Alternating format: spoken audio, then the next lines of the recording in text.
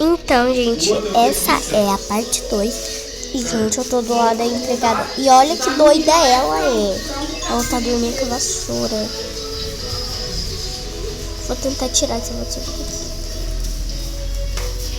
Ai, eu não consigo tirar. Vou tentar. Ai, pronto. Coloquei aqui. Pronto. Ai, meu Deus do céu. Gente! Ela tá babando? Tá. Agora, gente, eu vou vir aqui. E que pra quem não viu o vídeo anterior, eu reabasteci essa geladeira inteira. Então, ela está abastecida.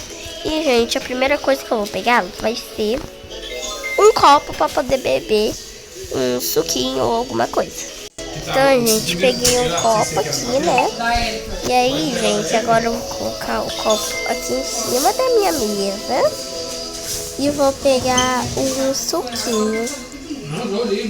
Peguei esse suco aqui. Vai ser melhor de colocar isso aqui. Aqui, agora eu vou colocar dentro da geladeira.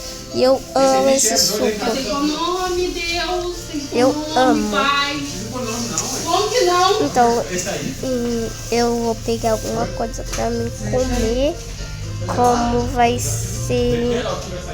Ai, eu quero uma torta. Será que eu posso pegar uma torta? Ai, será que eu posso pegar uma torta?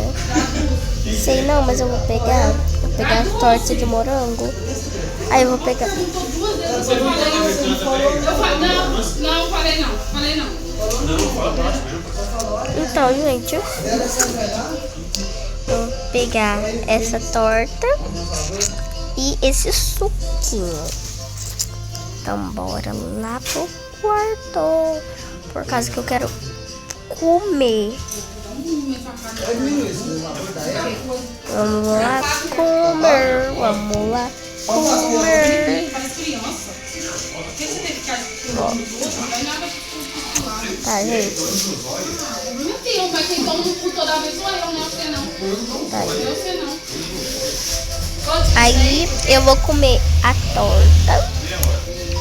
Ai, adorei. Eu comi aquela torta com uma boca tipo boa, entendeu? Vou deixar o copo aqui mesmo em cima. E agora eu vou dormir, que eu tô com sono. Só acender a minha luminária. E vou dormir, gente. Se vocês gostaram do vídeo, curte e comenta pra mais vídeos.